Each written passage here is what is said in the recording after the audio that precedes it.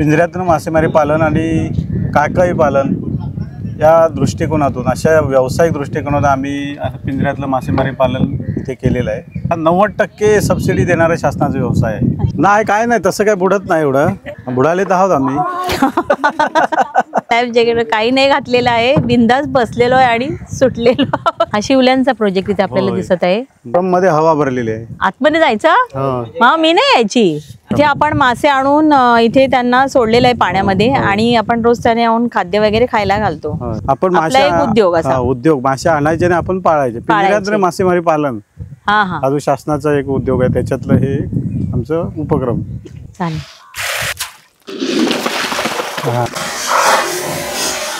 परमेश्वरा चालले मला सोडून जागे. अरे कुठे असं वल्लव रे नको. नमस्कार मंडळी, मी आहे अनिता राजेंद्र चव्हाण आणि तुम्ही पाहतात भटकंती न संपणारा प्रवास. तर आपला प्रवास हा कोकणातलाच आहे आणि आज मी कोकणातल्या अशा एक ठिकाणी आले आहे जिथे एक वेगळ्या प्रकारचं प्रोजेक्ट तयार होतं. आणि इथे मी आल्यानंतर मला हे अविनाश दादा भेटलेले आहेत, तर ते आपल्याला ह्या प्रोजेक्टबद्दल माहिती सांगतील. नमस्कार दादा, स्वागत आहे तुमचं आमच्या चॅनलमध्ये. तर मला थोडीफार माहिती द्या, इथे काय होतं? बरं, माझं नाव अविनाश डोरलेकर. कांदळवन समितीच्या माध्यमातून जी एक शासनाची समिती असते, कांदळवन समिती, त्या समितीचा मी स्वतः अध्यक्ष आहे. आणि यावर्षी आम्ही प्रथमच म्हणजे व्यावसायिक दृष्टिकोनातून जिताडा मासेमारी पालन, पिंजऱ्यातून मासेमारी पालन आणि काकळी पालन या दृष्टिकोनातून, अशा व्यावसायिक दृष्टिकोनातून आम्ही पिंजऱ्यातलं मासेमारी पालन इथे केलेलं आहे. आणि एक तरुणांना व्यवसाय मिळावा की आज आपला तरुण, कोकणातला तरुण मुंबईसारख्या ठिकाणी जो नोकरीच्या शोधात असतो आणि अल्प याच्यावर काम करत असतो, परंतु या व्यवसायात हा 90% सबसिडी देणारा शासनाचा व्यवसाय आहे. त्याच्यात तुम्ही जर मनापासून जर काम केलं तर तुम्हाला वर्षाला 4 ते 5 लाखाचं इन्कम मिळू शकतं, अशी आमची धारणा आहे. तर दादाने आपल्याला प्रोजेक्टबद्दल माहिती दिलेली आहे आणि आपण आता जिथे ही मासे तयार होतात तर आपण तिथे त्या जागी जाऊ आणि बघू की ते कशा कशा प्रकारे त्यांचं उत्पन्न होतं.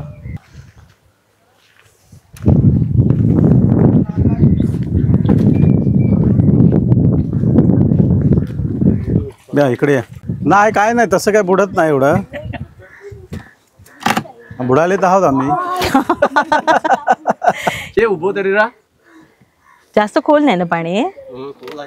खोल आहे.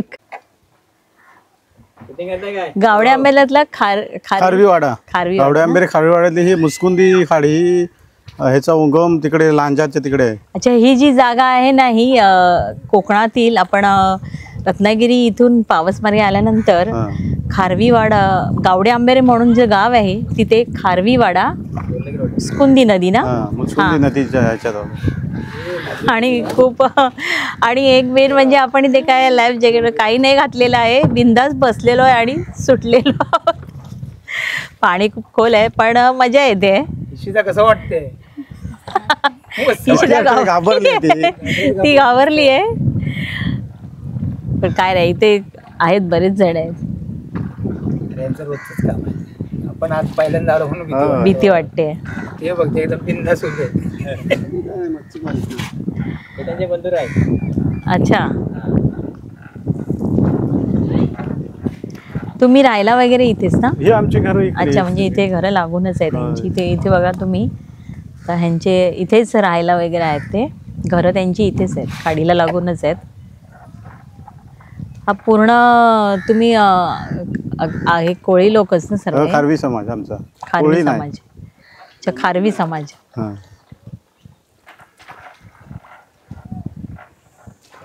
प्रोजेक्ट आहे ना हा. काकळी इथे शिंदाणे असतात ना, ते काल नेले होते, बघितलेत ना, खाल्लेत ना. शिवल्या. हा शिवल्या. हा शिवल्यांचा प्रोजेक्ट इथे आपल्याला दिसत आहे. ते ड्रम मध्ये म्हणजे कसं ते हे करतात? ड्रम मध्ये हवा भरलेली आहे. हवा भरलेली आहे.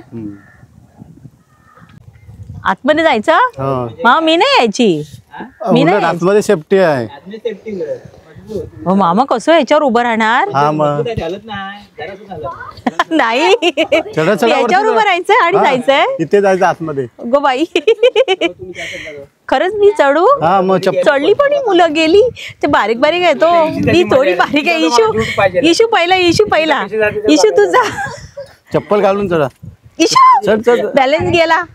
नाही बुडत आहे. खाली पाणी हो हलतय. बापरे काय मामा.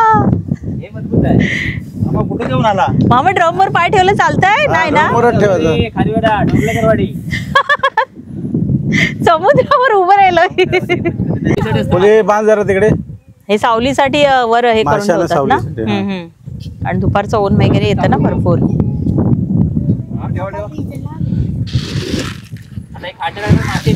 मी मामा इथे येऊ. आता मासे येतील खाद्य टाकल्यावर. झालं गडू. खाणं देण्यासाठी आहे. माझं पाय वगैरे घसरलं तर मग मी बॅरलर उभं राहा. हा अशी उभी राहू. इशू इथे ये, तुला तिकडनं काय दिसणार आहे? इकडे सावकाश आहे.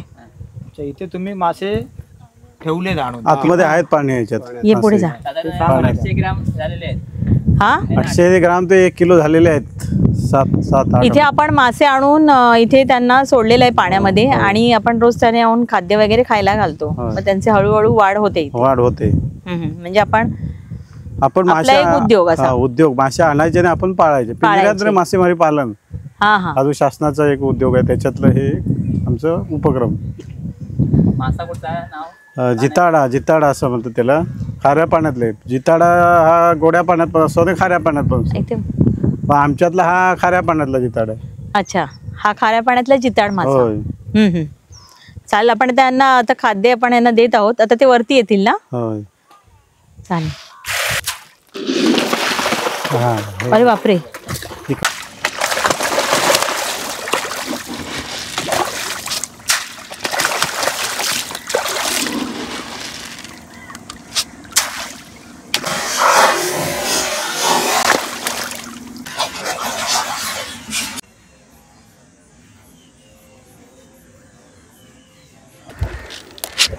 हो, साहेब, आता काहीतरी वेगळं कसं माहिती आहे, आणि मासेमारी हे समुद्रातली किंवा मासेमारी कमी झालेली आहे. हा त्याच्यामुळे आपले हे मच्छीमार आता जवळ 2 ते 3 महिने बसून आहेत घरात. मच्छीमार करणारे. हा मच्छीमारी करणारे, त्यांच्यावर त्यांची उपजीविका असते ना. हा तर ते आता बसून आहेत. आता पावसामध्ये पण कसं थोडंफार मच्छीमार ते पावसामध्ये समुद्रातली मासेमारी बंदच असते ना. फक्त एक खाडीतली चालू असते. छोटे छोटे हा. मच्छीमार आता ह्या छोट्या होड्या घेऊन जातात. पूर्ण पावसात रात्रंदिवस असतात. हो हो.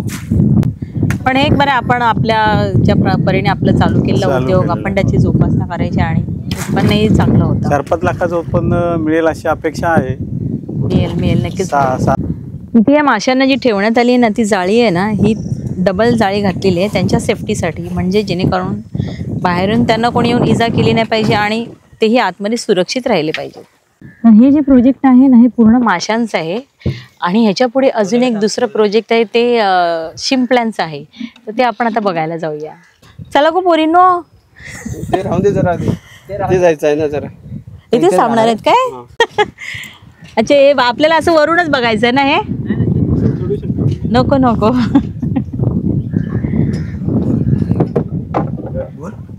आता हे प्रोजेक्ट जे आहे ना, ते शिंपल्यांचं आहे. तशीच त्यांची ती आणून त्यांना मोठं केलं जातं. त्यांना पण खाणं देणार आहे? नाही खायला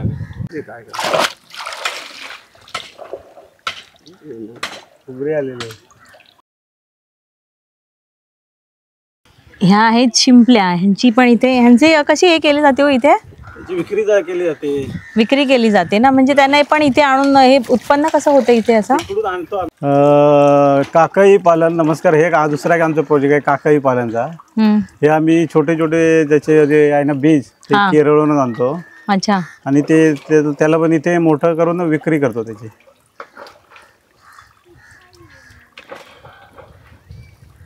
किती आहे तसे इथे? अशा 100 माळा आहे. जवळ 200 किलो होतो तो सगळे प्रोडक्ट. ते आपण छोट्या आणलेल्या? हो, छोट्या एवढ्या बारीक असतात. ते ऑटोमॅटिक वाढतात. त्याने खाद्य टाकायची गरज नाही. नॅचरली ग्रोथ असते त्यांची. हो. मग हे त्याच्यापेक्षा हे फायदेशीर आहे. नाही, ह्याच्यात इन्कम कमी. ह्याच्यात काय 20-25 हजार रुपये भेटतात म्हणजे महिन्याला की नाही 2-3 महिन्यात 20-25 हजार रुपये भेटतात. अच्छा, मग तोच प्रोजेक्ट बनव. तो प्रोजेक्ट बरा असतो. त्यामध्ये मेहनत जास्त आहे. मेहनत तशी तेवढीशी वाटत नाही, पण थोडंसं रिस्क असते. पिंजऱ्यातील मत्स्यपालन आणि विक्रीचा हा प्रोजेक्ट पाहिल्यानंतर आम्ही रत्नागिरीमधील गावडे आंबेरे येथून या मुचकुंदी नदीतून गावखडी बीचवर बोटीने फिरायला गेलो. संजय दादा आणि अविनाश दादाने दुसरी डिझेलवर चालणारी बोट आणली होती. त्या बोटीने आम्ही निघालो समुद्र सफारी करायला. चढा. विसरते सगळ्यात शेवटी. वजन जास्त आहे ना. आयो यो. हात द्या, मला हात द्या आणि चढा. इथे त्याच्यावर पाय धरायला- ठेवा. हा थांबा. हा, चढा वरती. हा, चढा वरती. इशू मला हात नाही दे ना. बुडात तो. हा, चढा. ऐक सांभाळ बाबा.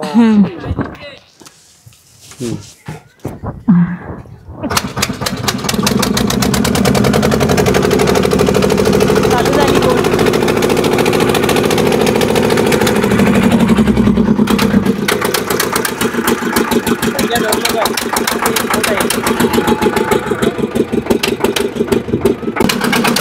खूप मस्त, खूप मजा येते.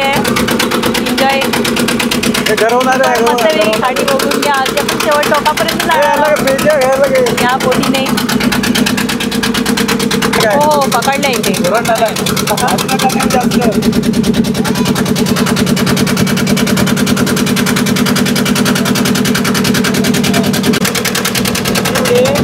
गरवा येते इकडे.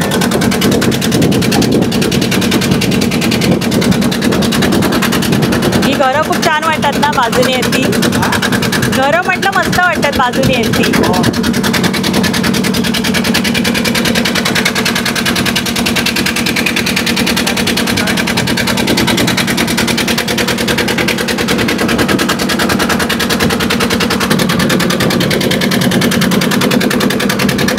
ते कोण उभी राहा. घाबरू नको.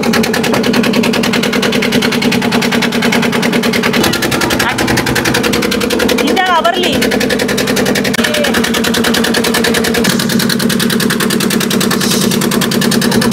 नाही, पाणी नाही लागत.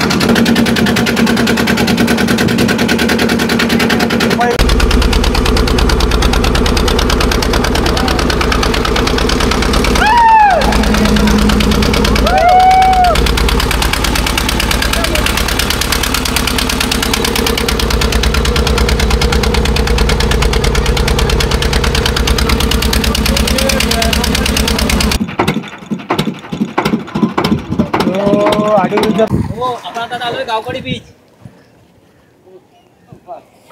आपण आलो तर गावकडी बीच वरती.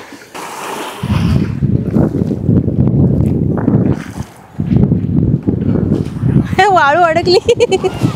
तर बोटीतून आपण जिथे आपण प्रवास सुरू केला होता त्यापासून ह्या कोपऱ्यापर्यंत आपण आलेलो आहोत. तर दादा आपल्याला सांगतील आपण एक्झॅक्टली कुठे आलो. तुला सांगा आम्हाला.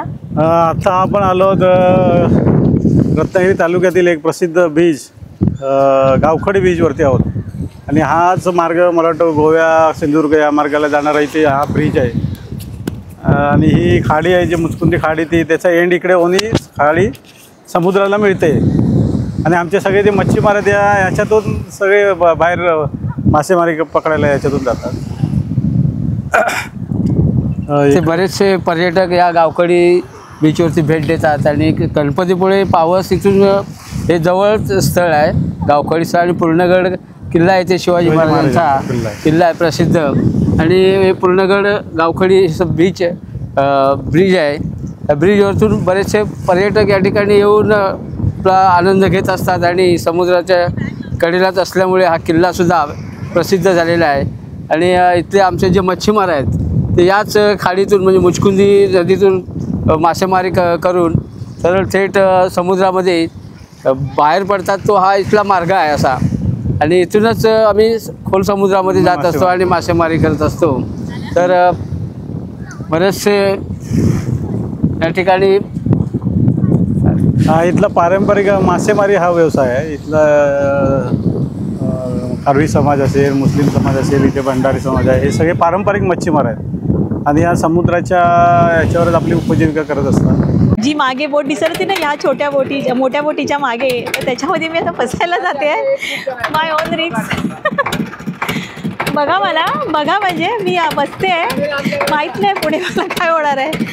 खूप मोठी डेअरिंग करायला सांगतात. मला एवढा मोठा अथांग समुद्र भरला आणि मला बोटीमधून दुसऱ्या बोटीमध्ये शिफ्ट करते ती माणसं एवढी वैतागलीत मला. खरंच मी जायचं आहे आणि मी एकटी बसायचं आहे. मामा मी जाऊ ना मामा मामा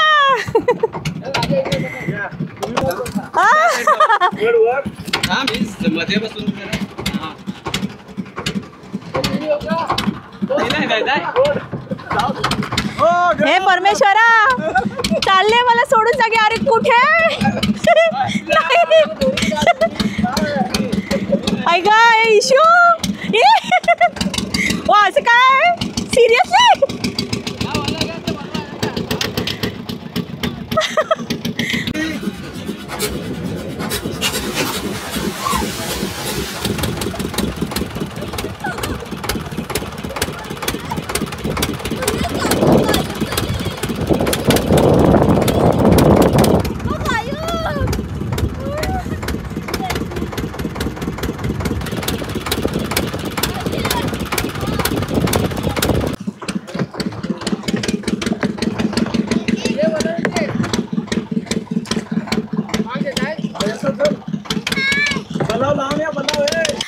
माझ्याकडे एवढं नाकावून घेतलं. खूप भारी वाटतंय आणि समजतंय की हे सोपं नाही आहे काम. असं वल्लवरे नकवा नुसतं बोलून चालत नसतं. खूप अवघड आहे या.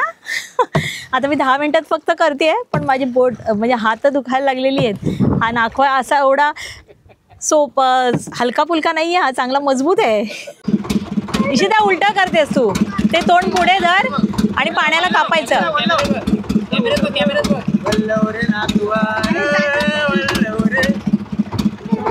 नावा आम्ही डोलकर दर्याचा. तर मी आता गावडे आंबेरेमध्ये डोरलेवाडीमध्ये आहे. इथे मी ह्या बोटीमधून खूप एन्जॉय करते, खूप मजाही करते. तुम्हाला इथे कोकणात येऊन या पर्यटनाचा ह्या निसर्गाचा आनंद जर घ्यायचा असेल ना तर इथे नक्की या.